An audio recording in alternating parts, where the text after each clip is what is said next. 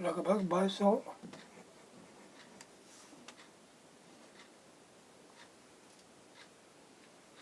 वर्ष पहले मौर्य साम्राज्य का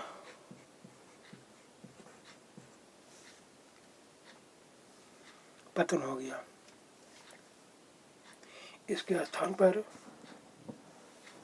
कई नए राज्यों का उदय हुआ। पश्चिमोत्तर में तथा उत्तर भारत में कुछ भागों में करीब 100 सालों तक हिंद यवन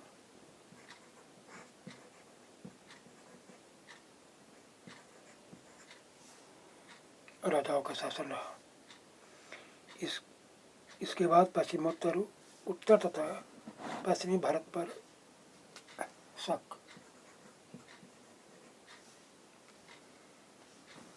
नमकमत एशिया लोगों का शासन स्थापित हुआ। इनमें से कुछ राज्य लगभग 500 वर्ष तक टिके रहे, जब तक कि शक शासकों गुप्त शासकों ने पराजय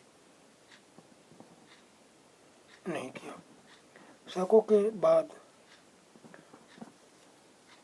कुषाणों का शासन स्थापित हुआ लगभग 2000 वर्ष पहले। उत्तर तथा मध्य भारत के कुछ इलाकों में मौर्य सेनानायक पुष्यमित्र शुंग ने एक नए राज्य की स्थापना की। शुंगों के बाद कण्व तथा कुछ और वंशों का शासन तब तक चला जब तक 1700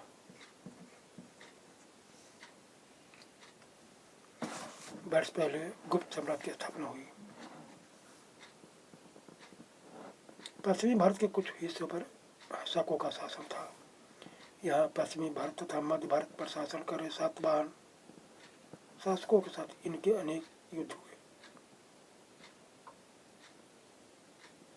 लगभग 2100 साल पहले स्थापित सातवाहन राज्य लगभग 400 सालों तक टिका रहा। लगभग 1700 वर्ष पहले मध्य तथा पश्चिम भारत में बकाटक वंश का शासन स्थापित हुआ।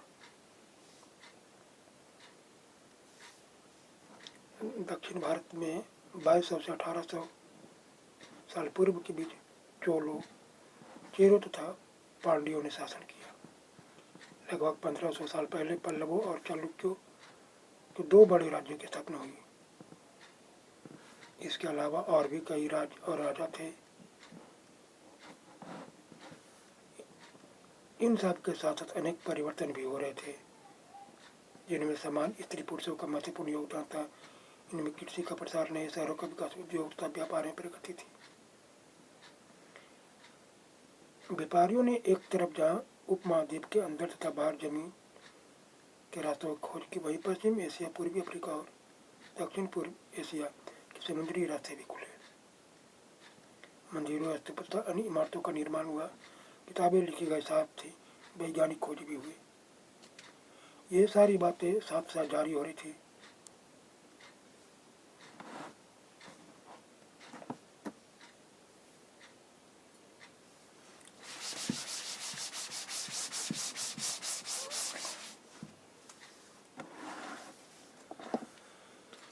लोहे का प्रयोग।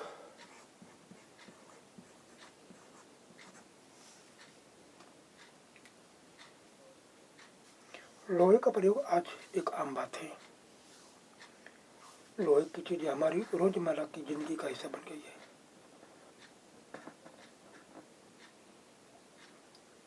है। लोहे का प्रयोग लगभग 3000 साल पहले शुरू हुआ।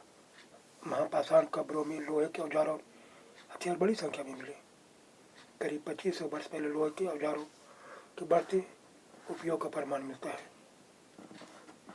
इनमें जंगलों को साफ करने के लिए कुल्हाड़ियाँ और जुताई के लिए हलों का फाल शामिल है। समृद्ध गांव के बिना राजाओं तथा उनके राज्यों का बने रहना मुश्किल था।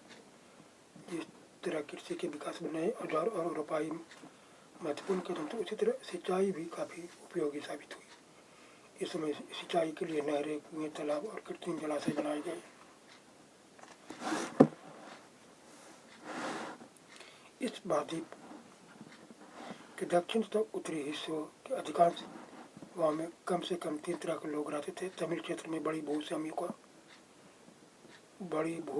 को बेलल्ला,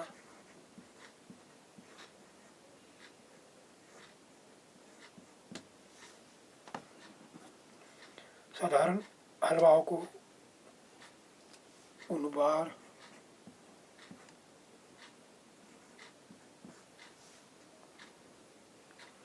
और भूमिहीन मजदूर दास, कैडेसियर और अदिमाई कहलाते थे। देश की उत्तरी हिस्से में गांव का प्रधान व्यक्ति ग्राम भोजक कहलाता था। अक्सर एक ही परिवार के लोग इस पद पर कई पीढ़ियों तक बने रहते थे, यानी यह पद अनुवांशिक था।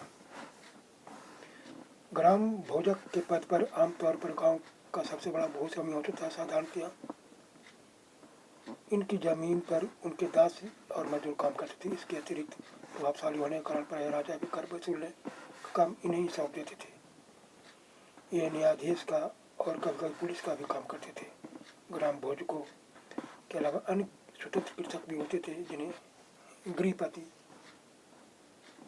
कहते थे। इनमें ज़्यादातर छोटे किसान ही होते थे। इसके अतिरिक्त कुछ ऐसे स्त्री पुरुष थे जिनके पास अपनी जमीन नहीं होती थी। इनमें दास कर्मकार आते थे। इन्हें दूसरों की जमीन पर काम करके अपनी जीविका चलानी पड़ती थी। अधिकांश गांव में लोहार, कुम्हार, बढ़ई और बुनकर जैसे कुछ शिल्पकार भी होते थे।